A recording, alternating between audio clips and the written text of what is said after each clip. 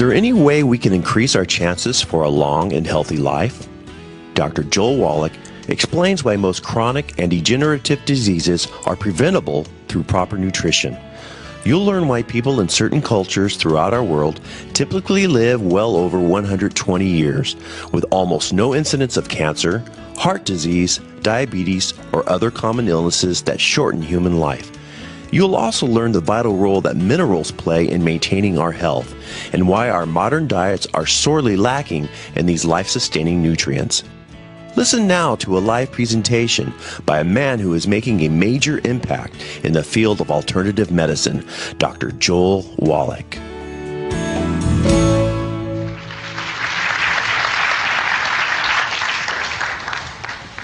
Well, I'm certainly glad you're here. How many of you grew up on a farm or still work a farm or have anything to do with livestock? Well, I'll tell you what, you're my kind of people, because I grew up on a farm in West St. Louis County, and we start out with beef calves, and if you raise livestock, the only way you can make money is if you raise a lot of your own feed, for those of you who don't have that experience. And so we raised our own corn, and we raised our own soybeans and our own hay, and we had a truck come out from the mill, and this truck would come out from the mill, and it would grind up the corn and the soybeans and the hay, and then we would add sacks of vitamins, minerals, trace minerals, and we'd make pellets out of it, and this is what we would feed the calves. In 6 months' time, we'd ship them to market to be slaughtered, or we'd save back some of the best ones for ourselves. We'd knock them in the head and eat them, put it bluntly. And it always fascinated me as a teenager that we did that for those calves, and in 6 months ship them off to be slaughtered, or we'd eat them. And we wanted to live to be 100 years of age without any aches and pains. And guess what? We didn't take any vitamins or minerals. And that bothered me.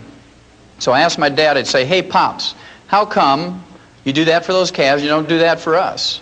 And he'd give me this good old Missouri farm wisdom. He'd say things like, shut up, boy. You're getting this farm fresh food, and we hope you appreciate it. And, of course, I was very quiet then because I didn't want to miss out on any meals. Well, then when I went to school, I went to the University of Missouri School of Agriculture, and I got my degree in agriculture. I got my major in animal husbandry and nutrition. My minor was in field crops and soils, and then I got into veterinary school. As a freshman veterinary student, I learned the answer to my question.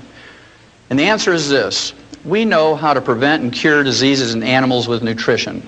And the reason why we do that is because we don't have major medical, we don't have hospitalization, Blue Cross Blue Shield, we don't have Medicare. If you're going to make money as a farmer, you better know how to do stuff yourself, and you better do it efficiently with feed and nutrition if you can.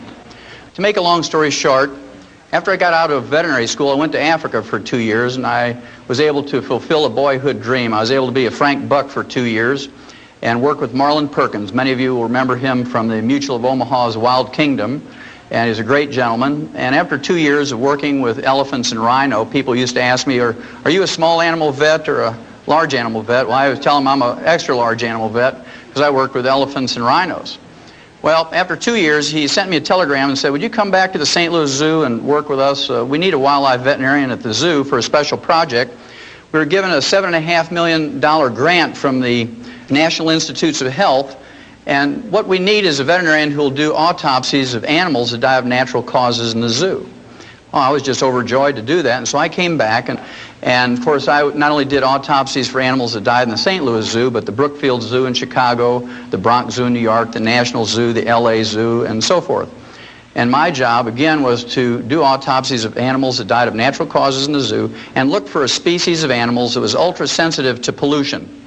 This is because during the early 60s we had just learned about pollution and ecological problems and disasters, and nobody quite knew what to do, and so I was supposed to find a species of animals that was extra sensitive and use them much like we did the canaries in the mine. You know, the old Welsh coal miners used to put a canary in a little wicker cage and take it down in the mine, and if methane gas or carbon monoxide would leak into the mine, the canary would drop off the perch and die first, and the men knew to get out before the mine blew up or they suffocated.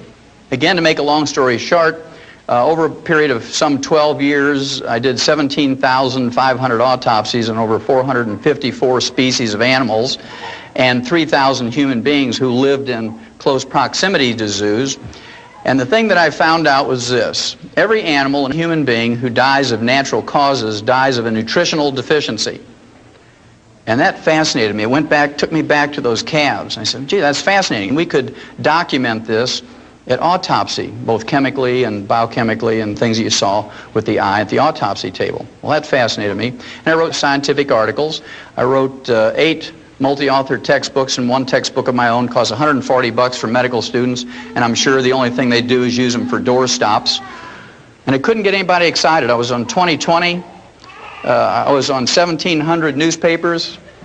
I was in magazines. I was in every network TV that you can think of. And guess what? Couldn't get anybody excited back in the 60s about nutrition. So what I did was went back to school and became a physician to use everything I had learned in veterinary school about nutrition in my human patients.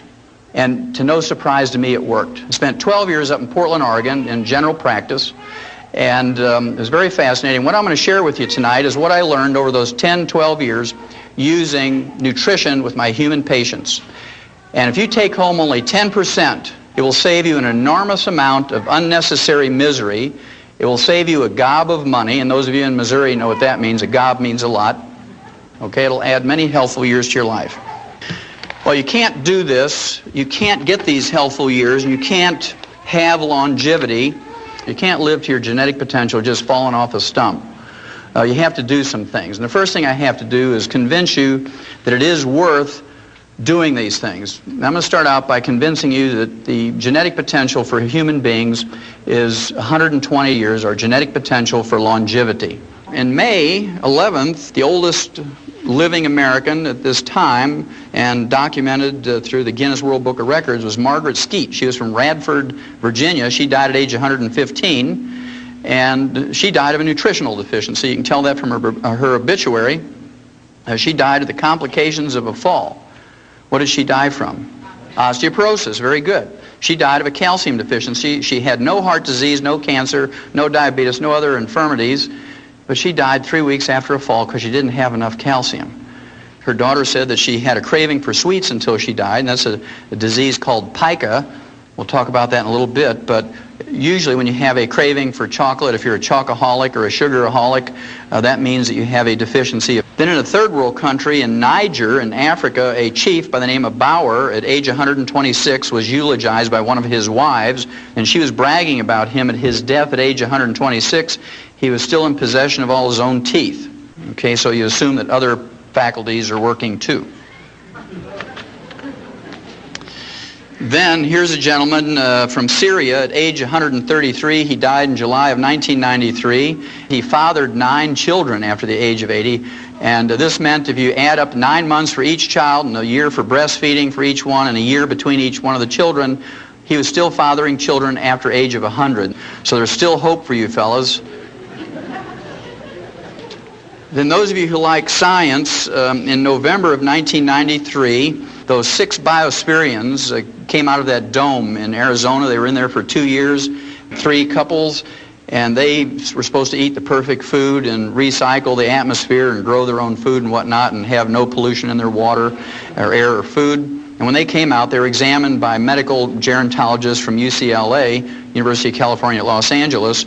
They put all this information, their physical and their blood work and so forth, into the medical computers at UCLA. And the medical computers projected that they could live to be 165 years old if they continued to do what they were doing.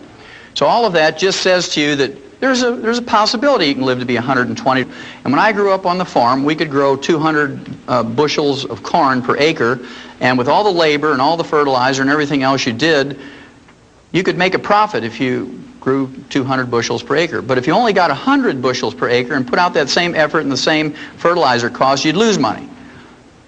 And so I want you to think about it. The average lifespan for an American today is 75.5. The average lifespan for an MD or a doctor is 58. You want to gain 20 years statistically, just don't go to medical school. If you want to live to be 120, there's only 2 basic things. It's real simple, 2 things to remember. Number 1, you have to avoid the pitfalls. You have to not step on the landmines, I call it. And those of you in the military, you know what that means. You do something stupid like step on one of those things, you kill yourself wastefully or unnecessarily. And of course, if you play Russian roulette or smoke excessively or drink excessively or wear a black sweatsuit and run down the middle of the highway at 2 o'clock in the morning, you're going to get struck by a car. All of those things are foolhardy, but it's amazing how many tens of thousands of people die in America from doing those stupid things every year. The last thing I will share with you on that subject of avoiding the landmines, I'd suggest very strongly to you that you avoid going to doctors. And I'm going to back up that statement, which is a pretty strong statement, from Ralph Nader's group in January of 1993, just about a year and a half ago, January 13th. He put out a news release based on a 3-year study on the causes of death in American hospitals, and it was a 1,500-page report, this 3-year study, and I'm not going to waste your time or mine by going over the whole thing word for word, but the bottom line says a lot. Quote, 300,000 Americans are killed each year in hospitals alone as a result of medical negligence, unquote. I'm going to read that figure again because it's a huge figure. Quote, 300,000 Americans are killed each year in hospitals alone as a result of medical negligence, unquote. Now, he didn't say slipped away quietly out of neglect in a corner somewhere while they're waiting for an x-ray. He used the word killed. When you use the word killed, that means there was a procedure the doctor was doing went wrong somehow. That means that they gave them a wrong prescription. They put a decimal point in the wrong spot and gave them an incorrect dosage. These people were killed. 300,000. To appreciate how big a figure that is, you have to compare that with our military losses in Vietnam over 10 years, where we lost 56,000 people over 10 years, or an average of only 5,600 a year, on a field of battle where people had guns and artillery and explosives trying to kill each other. And millions of people poured out into the streets and protested that war. We had political anarchy in the last 3 years of the war. Students took over universities and colleges with guns and explosives. National Guardsmen shot students at Kent State in Ohio. We chased a president out of the presidency for 5,600 military personnel a year. And here's one profession that takes your tax money in the form of Medicare and Medicaid and kills 300,000 of us a year, according to Ralph Nader, and I believe him, he has no axe to grind.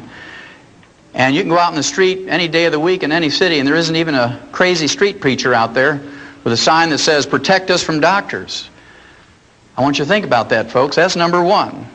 You have to avoid stepping on the landmine. So there's a certain value in treating yourself when you can, or preventing disease so you don't have to get treated. Now, the second thing you have to do, number two, is you have to do the positive things. You have to do the positive things. And I'm going to start out here by just putting a figure up on the board. It's the number 90. And you need 90 nutrients in your diet every day. You need 60 minerals. You need 16 vitamins. You need 12 essential amino acids or protein building blocks. And you need 3 essential fatty acids. You need 90 nutrients in your daily diet. Otherwise, you're going to get a deficiency disease if you don't have them in complete numbers and optimal amounts. I can tell you that I was one of those nerds back when I was in college. I had a clipboard. We didn't have computers back then. So I had a clipboard, and I was one of those funny guys with glasses and would walk up and down in the student union there in Columbia and say, "Do you take vitamins and minerals?" I was still fascinated by that. And of course, people would kind of look at you crazy and say, "Well, yeah, I take vitamin E." And I'd wait for them to come up with the other 89, and they didn't. They just, "Oh, I take vitamin E." Well, today, if you ask people, "Do you take food supplements?" they say, "Oh, yeah, I take Tums."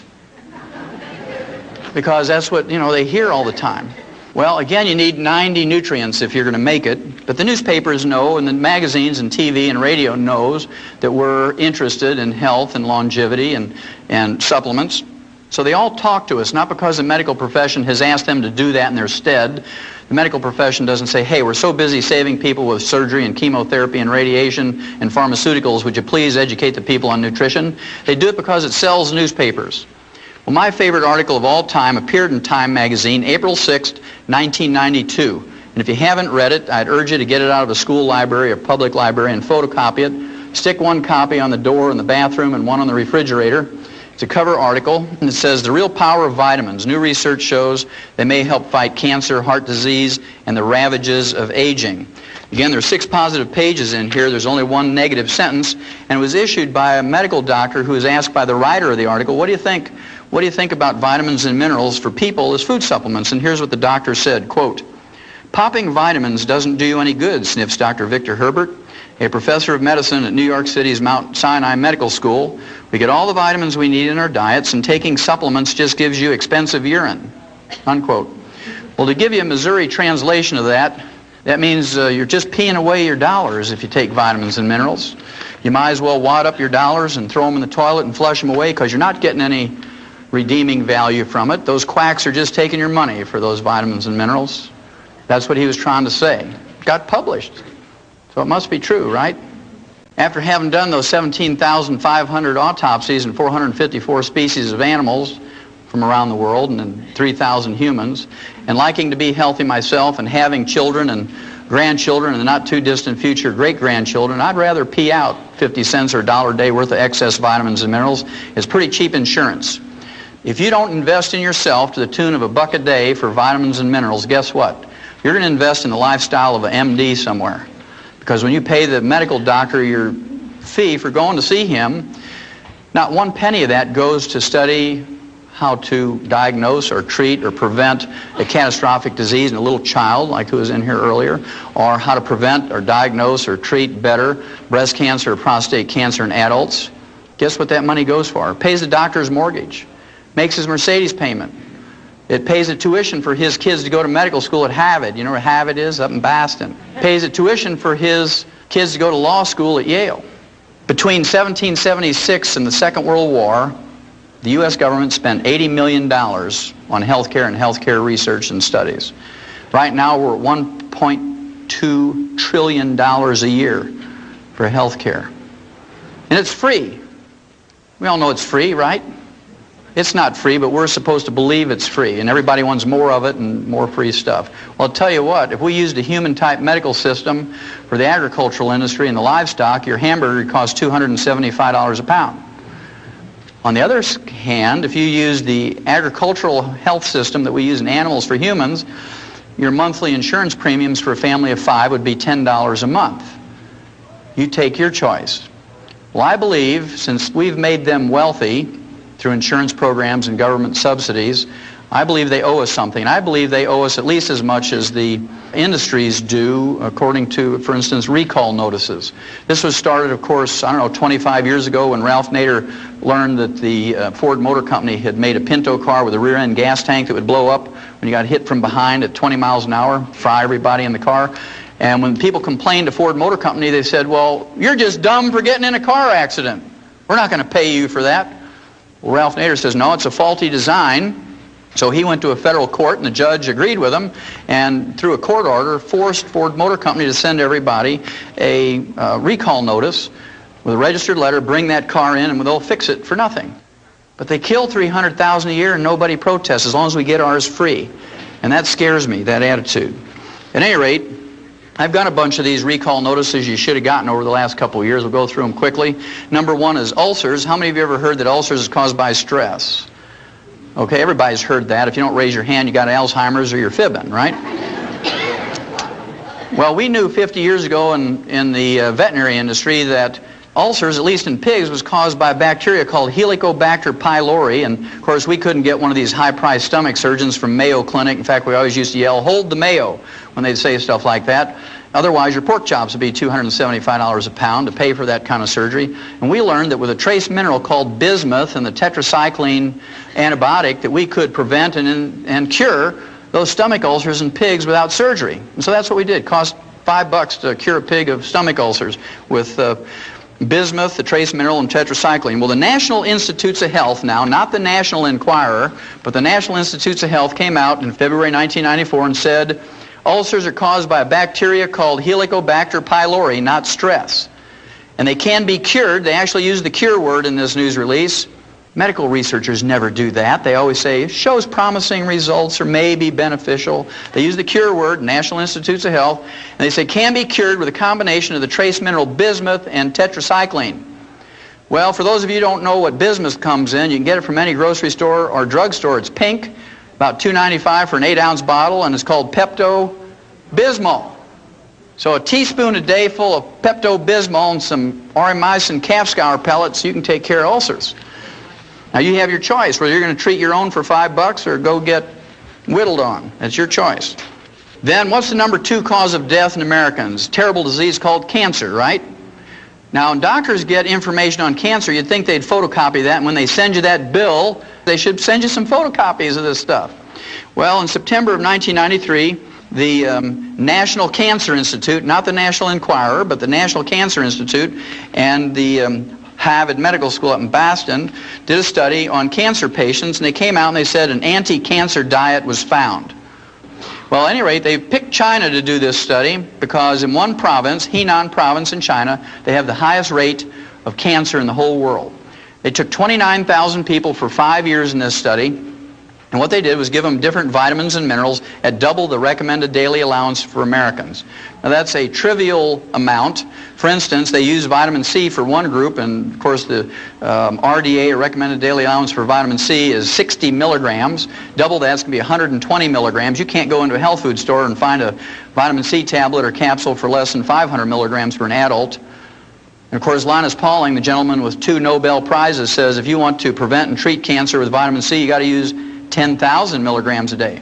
Well, all the doctors who used to argue with him back 35 years ago are all dead, and today Linus Pauling's still 94, and he works 14 hours a day, 7 days a week on his ranch in the Big Sur in California and teaches at the University of California, San Francisco. So you have to make up your choice whether you're going to listen to the dead doctors or Linus Pauling. Your choice. Okay, vitamin C, double the RDA, nothing happened. Vitamin A, double the RDA, nothing happened. Zinc, riboflavin, the trace mineral molybdenum, niacin, nothing happened. In one group, they got a major benefit. In this group, they got 3 nutrients at one time. They got vitamin E, they got beta-carotene, and the trace mineral selenium. Those 3 were at double the RDA. And if you get a 0.5% benefit in any nutritional or pharmaceutical experiment, you've made a major improvement in humanity's life. And so these articles get published. So I want you to remember that statistic. 0.5% is major benefit.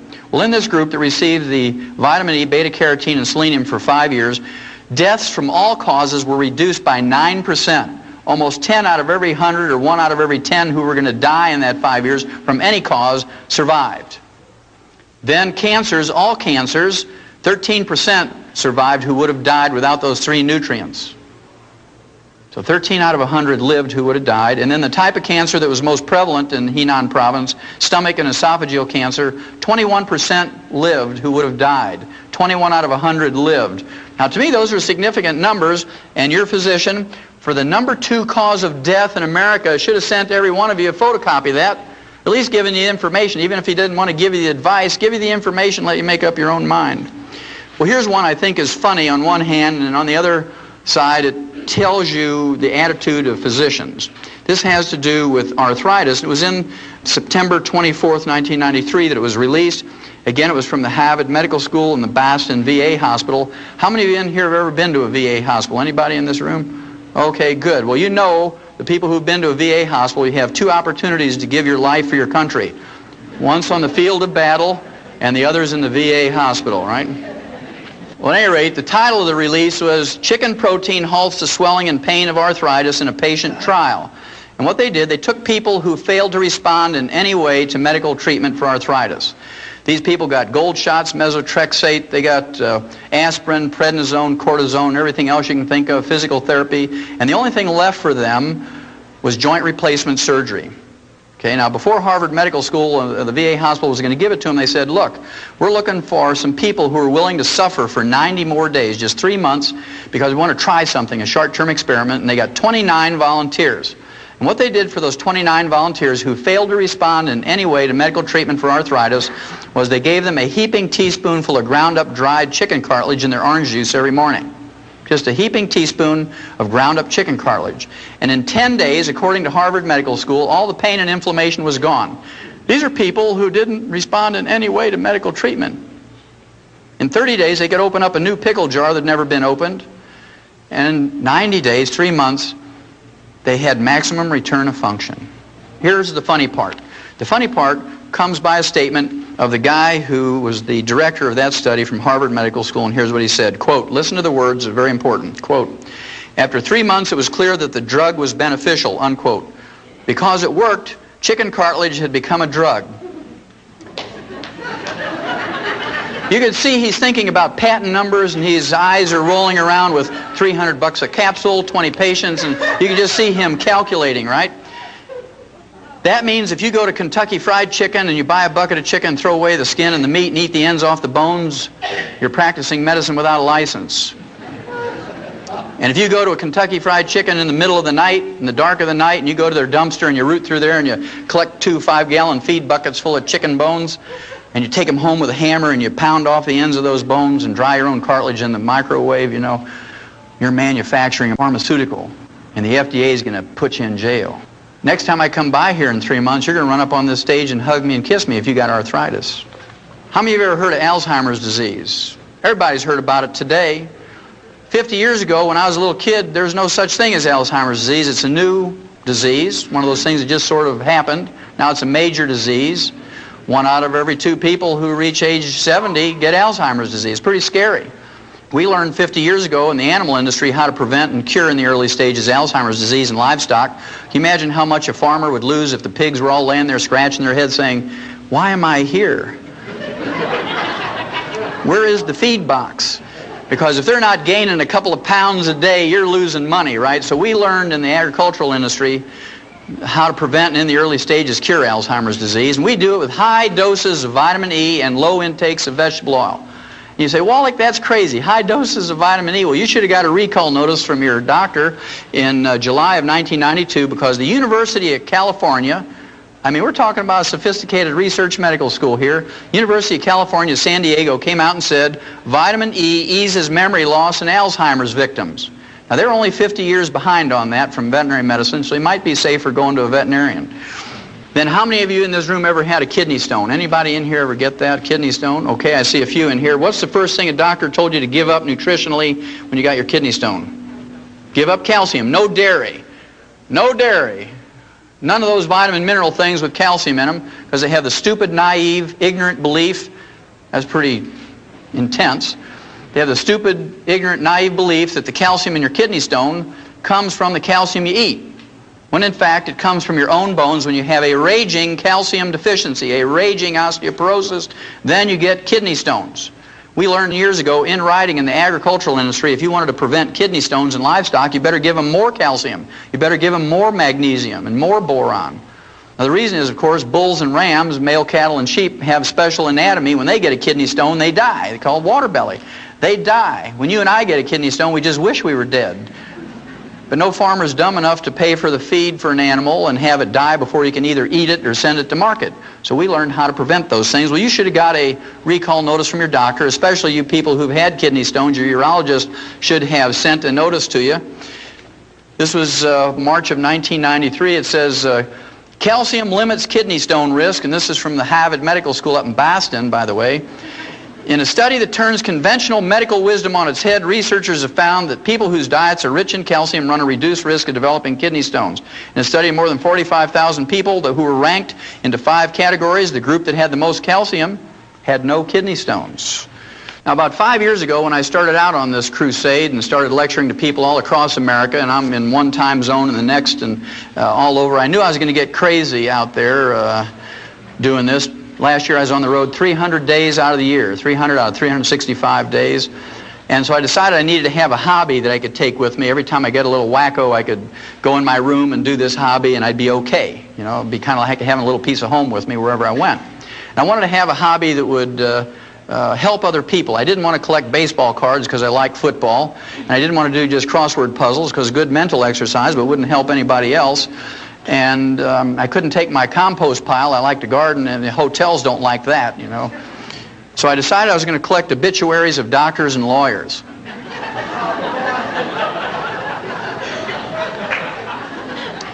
Now, as crazy as that sounds, remember I told you that doctors live to an average age of 58, and we live to 75.5. And here's a group of people, professionals, who pontificate to you and tell you, well, this is what you need to do. You need to give up salt and no caffeine, and you need to not eat butter and eat margarine and do all these crazy things.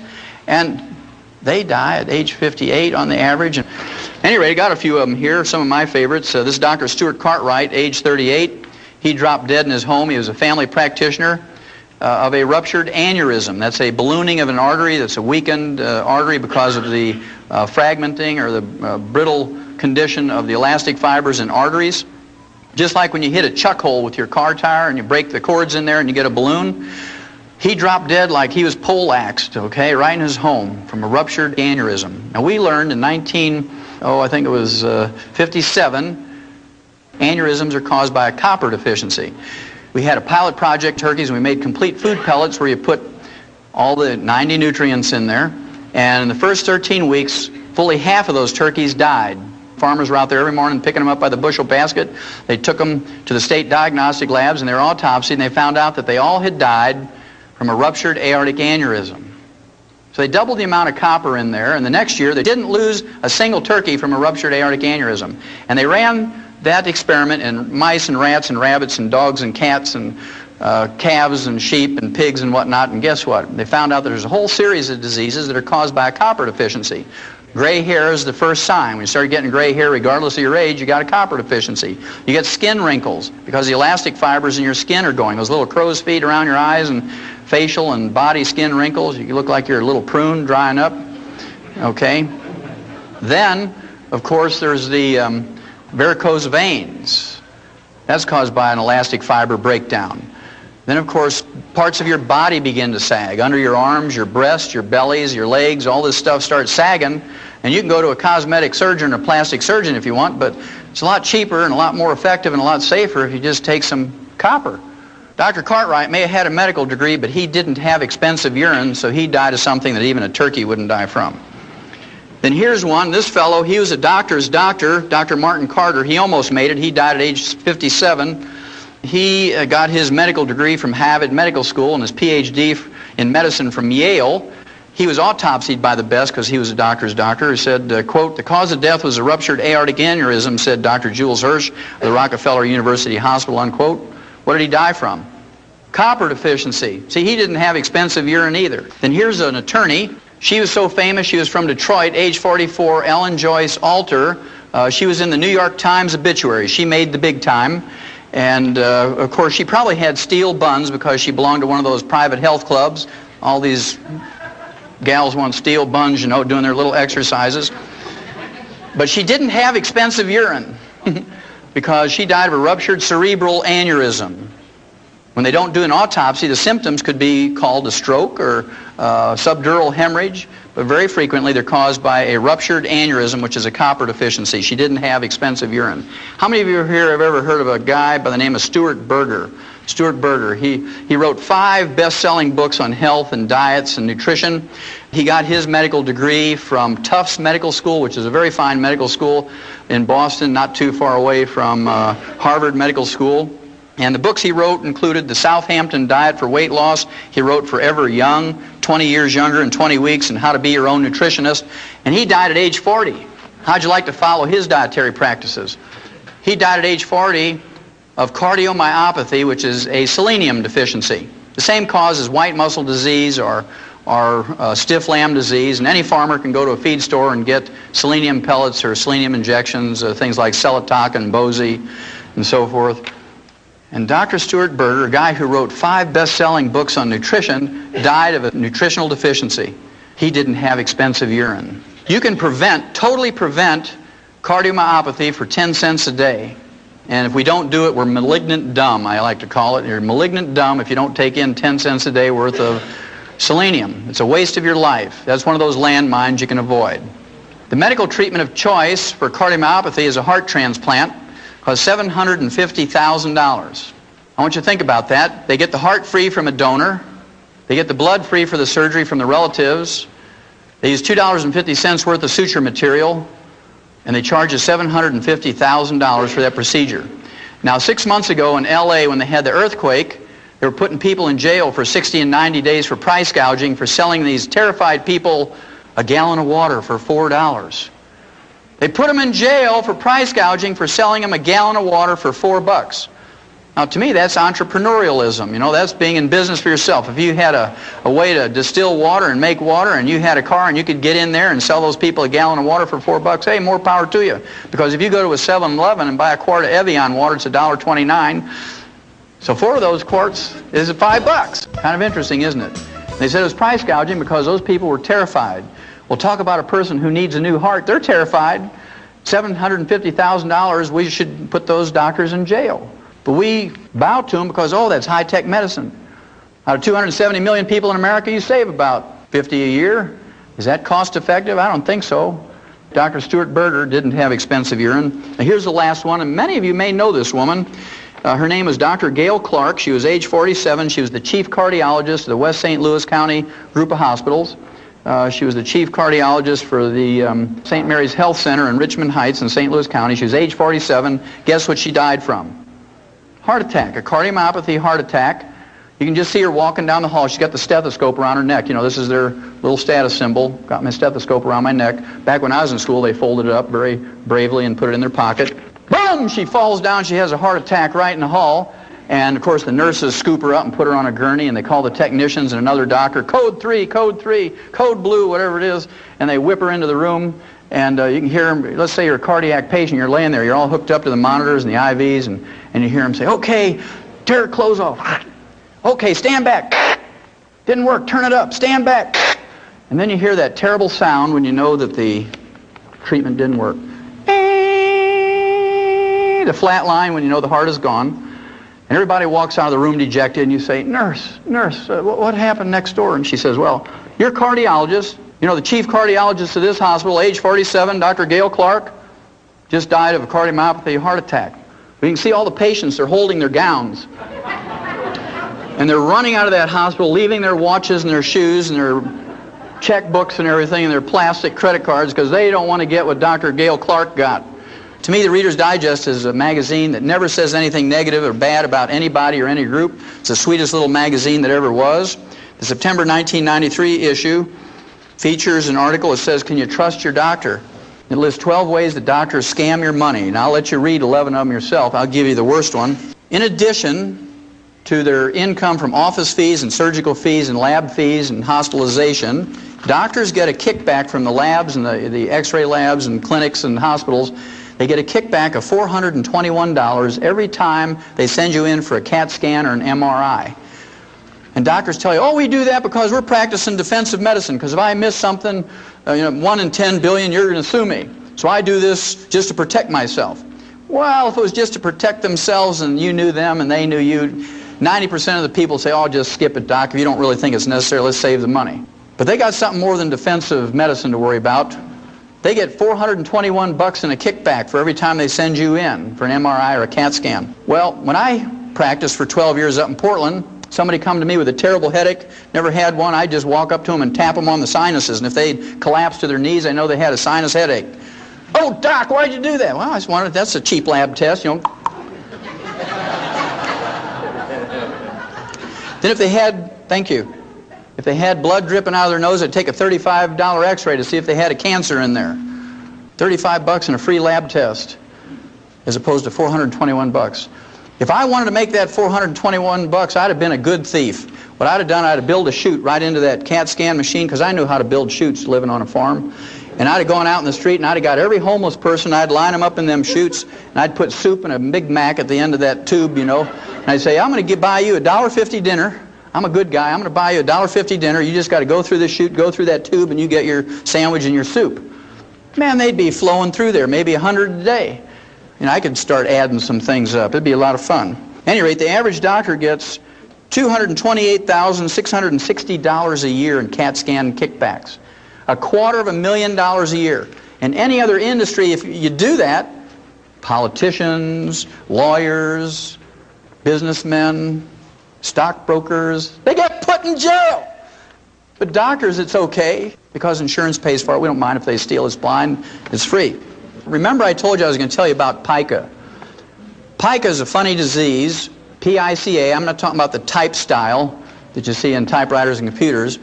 But pica is a disease that farmers know about. In horses, it's called cribbing, when they chew on the feed bunk, the wooden feed bunk. You know you better give them some minerals, otherwise they're going to eat that feed bunk. In cattle, dairy cattle especially, where they're losing lots of minerals through their milk all the time, intensive milking, you'll see them picking up big rocks in the creek and chewing on them, or they'll chew on barbed wire, or maybe you'll see them walking down through a path with a deer bone in their mouth or something, or a shingle. That's called pica. And a good farmer or husbandryman knows you better give them some minerals, otherwise they're going to eat the barn or something. In human beings, we see this at funny times. Pregnant women are notorious for pica. In the middle of the night, they'll elbow their husband and say, hey, you better get up, I want some pickles and ice cream. They're craving minerals because that fetus is pulling minerals out of their body, and they need some more minerals. And so it's recognized as a craving for things like sweets and salt. We see this in pregnant women. I used to have people come to my practice and they say, "Doc, do I need to go see a shrink?" I said, "Why is that?" "Well, I wake up in the middle of the night and I go outside with a spoon and I eat dirt." And no, that's okay. Just make sure it's clean dirt. Then they say, my kid sits there with a kitty litter box between his legs and he has a spoon and he's eating that stuff out of the kitty litter box. And then in housing projects, little kids will eat lead paint off the walls and they get lead poisoning, get learning disabilities and bone problems and anemia. And we're good, so we spend $5 million to scrape the lead paint off of there and repaint it with latex paint. And all we have to do is give those kids 10 cents a day worth of minerals. It'd be better for them and save us $5 million.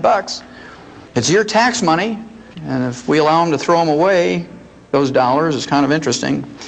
If you have a selenium deficiency and you don't want to wait until you get cardiomyopathy and drop dead from a heart attack to recognize it, if you look on your hands and look in the mirror in your face, if you have liver spots or age spots, and I see quite a few from here, you have an early selenium deficiency. That's called free radical damage.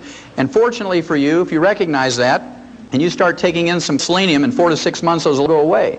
You'll reverse that in 4 to 6 months. And when they go away on the outside, they're going away on the inside, in your brain and your heart and your liver and your kidneys. And if you have low blood sugar, how many in this room have low blood sugar? Anybody in here have low blood sugar? Okay, about 10%. How many of you have ever seen a hyperactive kid who gets on sugar? Okay, about everybody in the room. People who have sugar problems are like alcoholics. There's good ones and bad ones.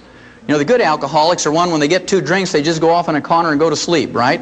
Same way with somebody with low blood sugar. They eat a big meal or they eat a piece of pie, 3 hours later, they clunk out and go to sleep.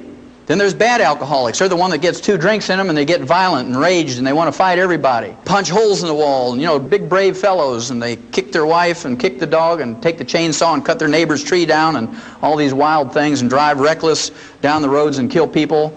Those are the bad drunks. Well, people who have blood sugar problems, there's bad blood sugar people too. They get a little crazy.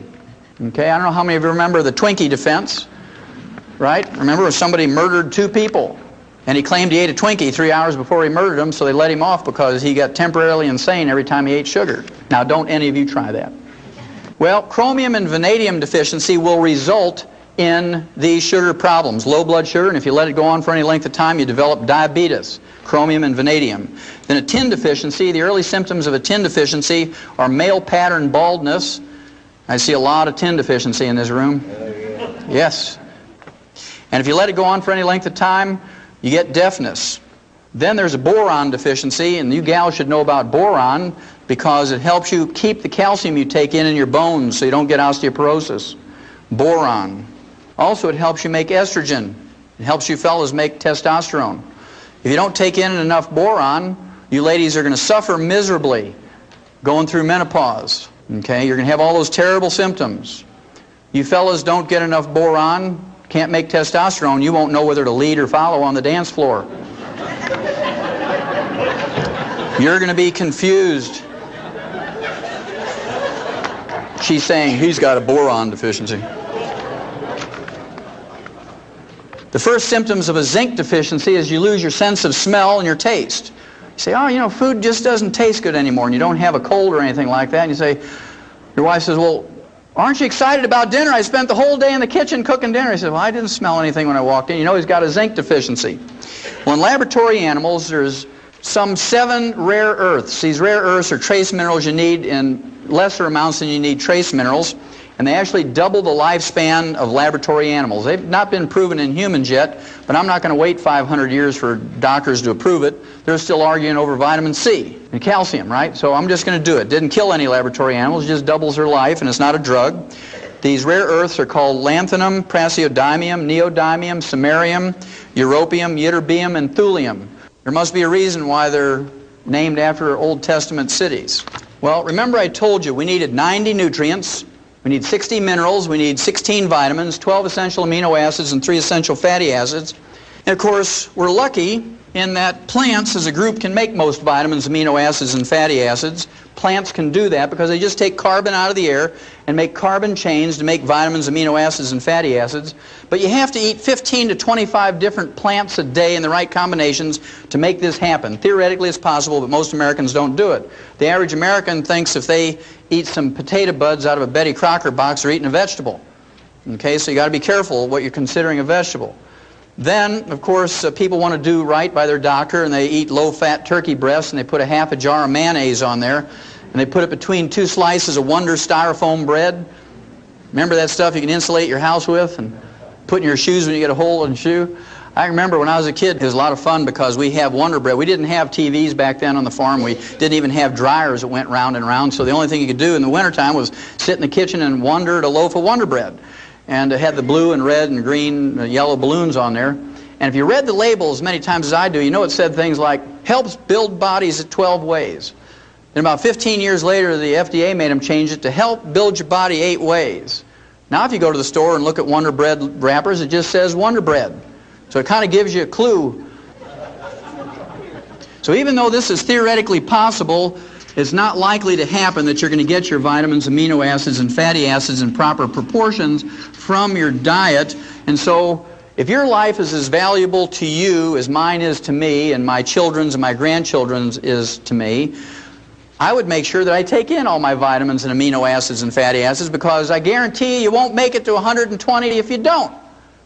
You're just not going to do it. Now, minerals are another story. We have a tragic story when it comes to minerals, because plants cannot make minerals in any way, shape, or form, and if they're not in the soil anymore, they're not in our plants.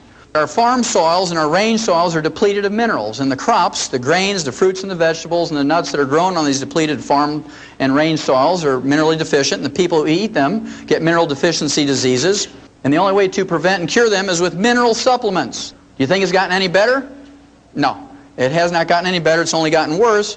And the reason is, if you guys do what we did, and people continue to do, is we put NPK on our land, nitrogen, phosphorus, potassium, and you see it as these 3 numbers in many combinations of ratios, and these represent percentages of these 3 nutrients, nitrogen, phosphorus, potassium. And those of you who don't have any experience on farms, the reason why we do this is farmers get paid for tons and bushels. There's no subsidy that encourages people to put 60 minerals back in the soil. You get paid for tons and bushels, and for 40 bucks an acre, you can get the maximum yield in tons and bushels. It only takes 5 to 10 years to deplete the land of minerals, because every time you harvest a crop, those plants pull minerals out of the soil, many pounds per acre every time you haul a crop out. So soon those minerals are gone. And if you only put back in 3 and you take out 60, it's like a checking account. If you only put $3 in your checking account every month and write checks for 60, what's going to happen to your checks? Boing, boing, boing, they bounce, exactly. Well, I can tell you that our health is bouncing right now to the tune of $1.2 trillion a year. It's our responsibility, each and every one of us, to be responsible for our health and consciously take in these minerals. Well, I have a lot of people ask me, well, what did these people do thousands of years ago? They didn't even have commercial fertilizers. What did they do, these societies that had long-lived people and whatnot? Well, I want you to think about the Egyptians, the Chinese, people from India that lived around these great rivers, the Nile River, the Ganges River, the Yalu River in China. And what used to happen was every year or so it would flood, just like it did here in northern Missouri last year.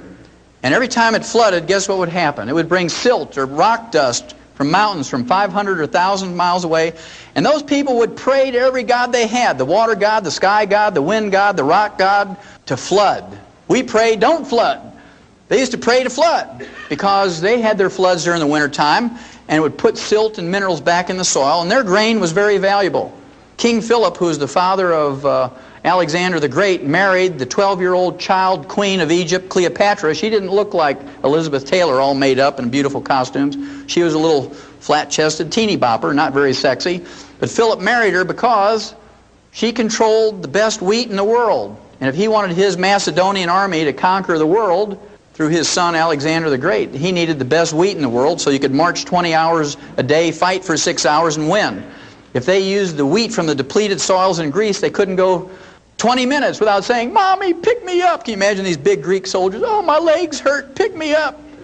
And so they knew the best place to get wheat was from Egypt. It was those floods that gave them those minerals. And all those cultures that came up with all the great art and all the great technology came from those places because they had more intelligence, because they had more nutrition, more minerals, I heard somebody say. Very good. Well, you're getting the picture. Well, what I'm going to do here is I'm just going to pick out a couple of minerals, just a couple of them, so you get the idea. It applies to all of them.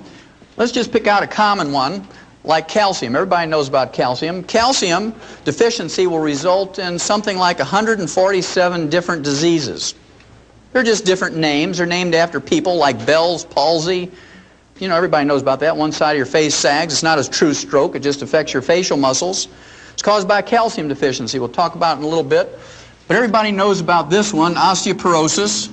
It's the number 10 killer of adults in the United States. It's very expensive. It costs you $35,000 each for each hip to replace. It's okay. It's free.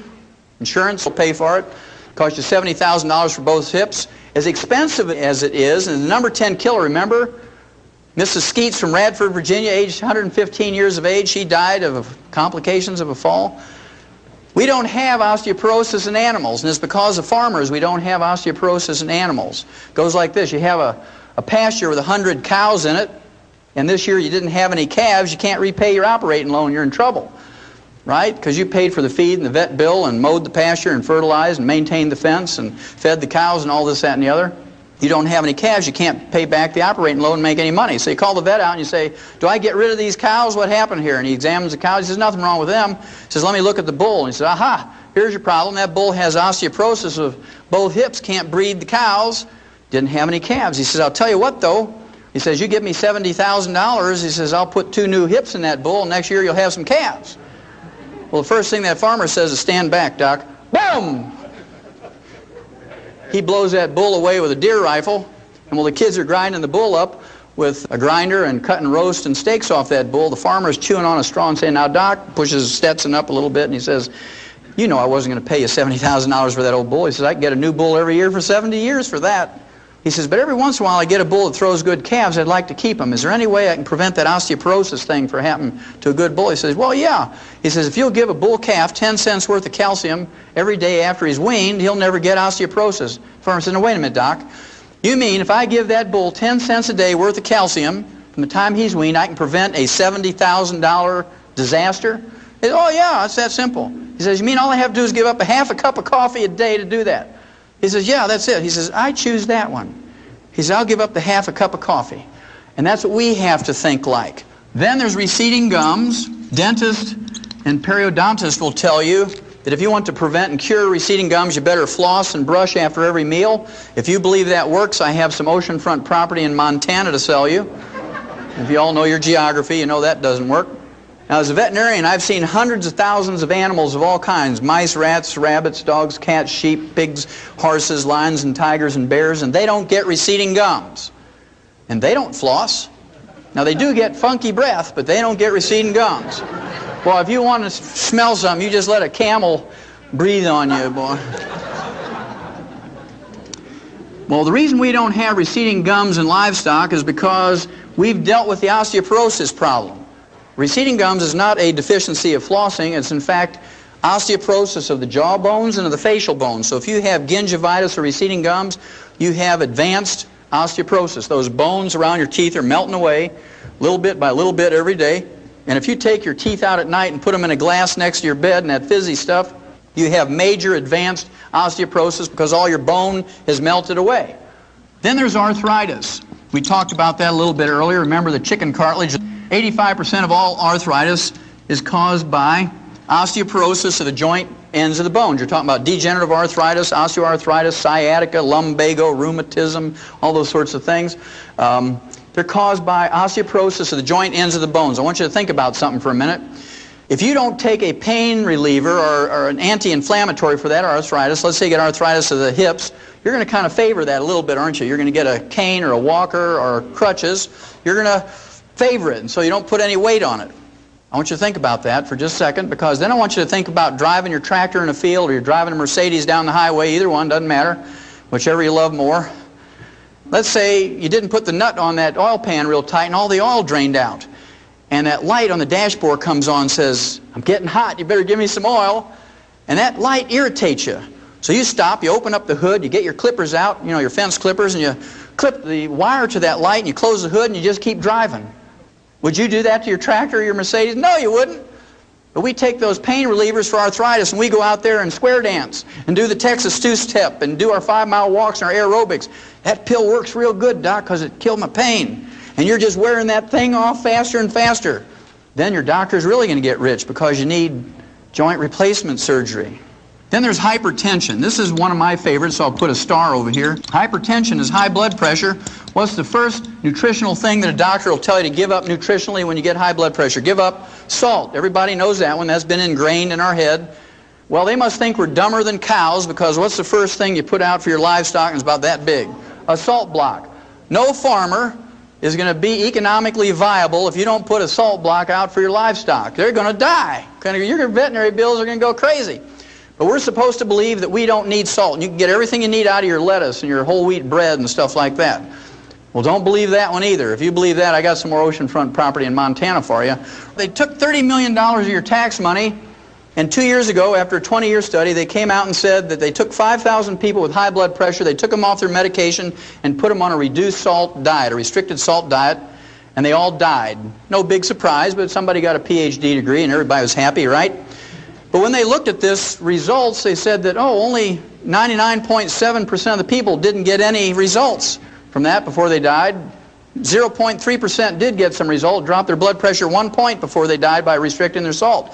So the referees who judged that article said, oh, doesn't matter, you might as well let high blood pressure patients eat salted peanuts and dill pickles and salt their food to taste, because it doesn't matter. In fact, worrying about the salt is more stress than taking the salt. Then they had a control group with 5,000 people with high blood pressure, and they doubled their RDA of calcium, and they stopped the experiment in 6 weeks. Because 85% of them were cured of their high blood pressure just by doubling their calcium intake. Now, they didn't cold turkey stop their high blood pressure medication, but what they did was they went to the doctor and he says, you don't need this medication anymore. What are you doing? I said, well, I'm on this experiment where I double my calcium intake. Anybody get a recall notice from your doctor saying it's okay to salt your food to taste and please do double your calcium intake? Anybody get that? Not a single one. That's very interesting. Then, of course, there's insomnia. That's where you roll around all night. When you wake up in the morning, you're more tired when you went to bed. That's insomnia. Of course, doctors have 2 treatments for that. They have Halcyon, which is a sleeping pill, and they have barbiturates. And they kill about 10,000 people a year with overdoses of those things, but that's okay. It's a prescription, and they're watching out for us. And remember, George Bush, when he went to Japan, they gave him some Halcyon so he could sleep on the way to Japan because of the time difference. And when he woke up, one of the side effects of Halcyon is nausea and vomiting. I don't know how you say it in Japanese, but it was very dramatic on world TV, right? Not very presidential. Blah! And so I'm sure that's why he lost the election, because he puked over that Japanese ambassador. And then, of course, there's kidney stones, and then there's bone spurs, heel spurs, and calcium deposits. Again, physicians will tell you the first thing to give up nutritionally is calcium and dairy, because they have this foolish belief, the stupid belief, the ignorant belief that the calcium in kidney stones, bone spurs, heel spurs, and calcium deposits come from your diet, when instead it only comes from your bones when you have a raging osteoporosis. And when you get these things, you need more calcium, not less. Then there's cramps and twitches. You wake up in the middle of the night and your foot is all cramped up around your neck and you say, Lord, take me from the knee down. I'm not going to make it till morning. We've all experienced that. That's very common. Then there's PMS, premenstrual syndrome. You know, the emotional and physical stuff. The medical treatment of choice for PMS is what we call a hysterical ectomy. It's been shortened to hysterectomy. That's a 100-year-old treatment. And the doctors do about 285,000 unnecessary hysterical ectomies a year, but it makes Mercedes payments, so they do them. Even the AMA said they're unnecessary, but they don't take their licenses away, and people keep going to them. You imagine a poor woman in her 30s. She says, Doc, you got to do something. Every time I go out to hang up the clothes, my neighbor's kids run down the basement screaming witch. My own kids think I'm crazy. My husband's leaving me. I'm going to lose my job. You got to do something. Well, the University of California, San Diego came out 3 years ago now and said if you just double the RDA of calcium intake, you'll get rid of 85% of the emotional and physical symptoms of PMS. And when that came out, there were huge lines around the health food stores around the blocks, and people had sleeping bags because they closed before they all got their calcium, and every person in line was a man. They were there for their daughters and their girlfriends and their wives and things like that. Okay, and lastly is low back pain. 85% of Americans get low back pain whether you work on a computer or you unload hay or you drive big trucks, doesn't matter. Low back is a big problem. Low back is just osteoporosis of the vertebrae, whether you have a disc problem or whatnot, because if your disc doesn't have anything to hold on to, your vertebrae have melted away, what's going to happen to the disc? Especially if you have a copper deficiency, because they're made out of elastic fibers, they go like a water balloon with a lot of pressure on them. I just want you to look at this quickly before we do the last mineral. Low back, you go to an orthopedic surgeon or a rheumatologist, you might get a muscle relaxant. You might get Valium and a muscle relaxant. You get a laminectomy. You get your vertebrae fused. You might get a disc operation. They don't tell you 75% of the time you'll never be the same again, right? PMS, you go to your OBGYN. You can go to an internist. You can go to a family counselor, a shrink, or a divorce attorney. Cramps and twitches, you go to a neurologist. You go to a sports medicine doctor, an internist. Bone spurs, heel spurs, calcium deposits, you go to a rheumatologist, an orthopedic surgeon, or a podiatrist. Kidney stones, you go to a urologist or an internist or a surgeon. Insomnia, you go to a shrink or a sleep clinic or an internist. Hypertension, you go to a cardiologist, an internist, or a surgeon. Arthritis, a rheumatologist, a orthopedic surgeon or an internist. Receding gums, you go to a dentist or a periodontist. Osteoporosis, you go to all those health specialists, including a Tums salesman. For nothing more than a calcium deficiency, it costs you 10 cents a day to deal with. Now, on the average, because Americans have insurance and we have Medicare and Medicaid, we spend on the average $25,000 to $250,000, and we undergo 5 to 10 surgical procedures a year for a calcium deficiency. And we beg the doctors to do it. We beg the doctors to do it. Well, it's our choice. The last one I'll share with you is diabetes. Everybody's touched by diabetes. It's the number 3 cause of death in adults in the United States. Number 3 cause of death. And it has terrible complications and side effects, diabetes. The side effects include blindness of many kinds. Then there's a kidney failure with dialysis and kidney transplant. There's cardiovascular disease of all kinds, and of course that contributes to the number 1 cause of death. Then there's amputations. Everybody ought to have one of those because they're totally paid for in their health thing. They assume that you're not just going to get one because you want to get everything on your health benefits. And then you shorten your life because if you have diabetes, on the average, you have a shorter lifespan than someone who doesn't have diabetes. Now, we learned in 1957 in the animal industry that we could prevent and cure diabetes with 2 trace minerals. That's a pretty profound statement, that we could prevent and cure diabetes with 2 trace minerals in 1957 in animals. It was published in Federation Proceedings, which is the official journal of the American Science. The National Institutes of Health, the official monthly journal, was August 1957. Well, the 2 trace minerals that you can get to prevent and cure this are chromium and vanadium. Vanadium alone, according to the University of Vancouver, British Columbia Medical School, vanadium alone will replace insulin in adult onset diabetics, which represent 85% of all diabetics. Of course, they can't quit their insulin cold turkey. They got to gradually wean off of it. It takes 4 to 6 months for most people to slowly wean off of insulin if they're taking in adequate amounts of chromium and vanadium. Now, to me, this is criminal, because if you write to Hill's Packing Company that makes Science Diet dog food, they're right over here in Topeka, Kansas, so they manufacture Science Diet dog food and other Science Diet products, high-tech foods for animals. If you write them and say, how many minerals exactly is in Science Diet for dog food? They'll write you back and say there's 40 minerals. You write Checkerboard Square in St. Louis, Ralston, Purina, and say, just how many minerals are in your rat pellets for laboratory rats? And they'll say there's 28 minerals. I'll give anybody in this room a crisp new $100 bill if you can find me a human infant formula in a grocery store that has more than 11. So our dogs get 40 minerals. Remember, that's what Mike Murphy was saying. His dog never seems to get sick because he's getting this canned dog food with all these vitamins and minerals in there. So our dogs get 40 minerals, our rats get 28 minerals, and our human infants get 11. Is that fair? No, that's called fraud. Doesn't matter if you're talking about SMA, Similac, Isomil, Pro Soy B. In fact, that's why they call Similac Similac, because it lacks everything.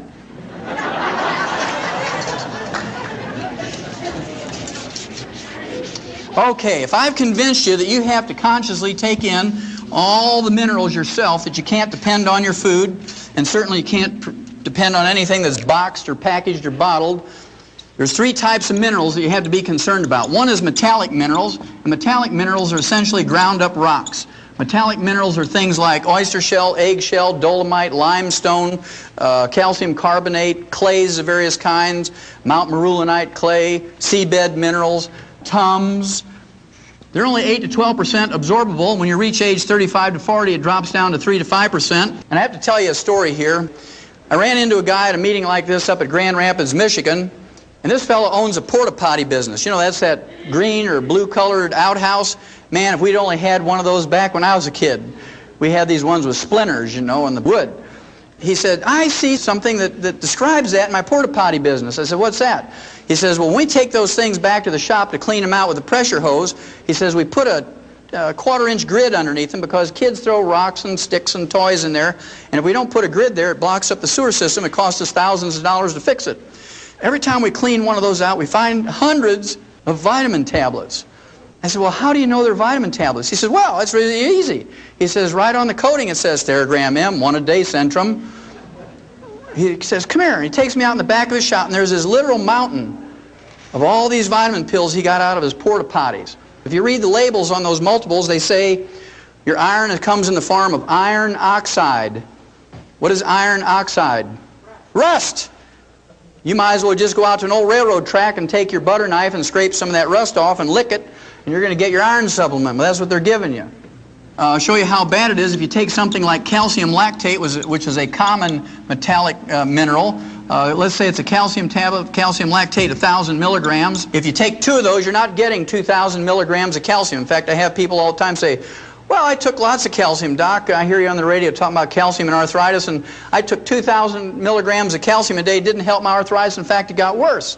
I said, what kind of calcium you taking? They said calcium lactate. Well, there's your problem, because only 250 milligrams of that is metallic calcium. So let's say you absorb 10% of that. Then the other 750 milligrams is lactose or milk sugar. So 10% of 250 is 25. So if you take 2 of those tablets, you're not getting 2,000, you're getting 50 milligrams. So to get what you need to take 90 of those tablets a day. You need to take 30 with each meal, and you got 59 more minerals to go. Then there's those people who want to do things naturally. Let's see if you can do anything good with 10 pounds of spinach. And let's be fair, let's see if you can get 1,000 milligrams of magnesium. I picked magnesium because in green leafy vegetables you have a lot of magnesium because of the chlorophyll, right? It's part of the chlorophyll molecule.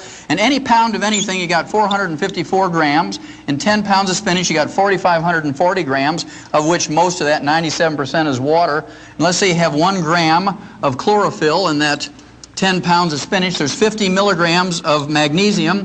You got to divide that into the 1,000 you want. You get a factor of 20, which you multiply times the 10. You have to eat 200 pounds of spinach. You got 58 more minerals to go. Okay, so you got to be a pretty big person to accomplish all this. Even as big as I am, you can't get it done. So I prefer to supplement rather than do those things. Then, of course, during the 60s, the agricultural industry came up with chelated minerals, because farmers aren't dumb enough to pay for $1 of something that goes into an animal's mouth and have 99 cents come out in the manure.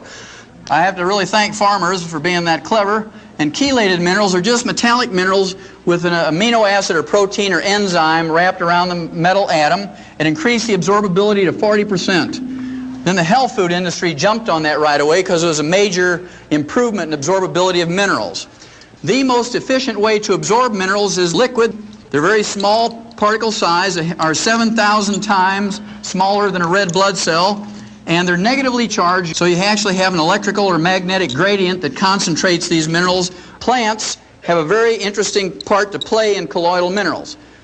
Remember, we said that plants cannot create minerals. If they're not in the soil, plants can't make them. At any rate, metallic minerals are taken up by plants when they're in the soil. Plants convert them in their tissues to colloidal minerals, and this is how we store minerals in our body. This is how we use minerals in our body. This is how we transport minerals from their storage place to their site of use in the colloidal form. Well, our plants, our crops don't have much in the way of colloidal minerals in them because we don't have any metallic minerals in our soil. Are these minerals important? You bet your life they're important. Information and statements regarding dietary supplements discussed have not been evaluated by the Food and Drug Administration and are not intended to diagnose, treat, cure, or prevent any disease.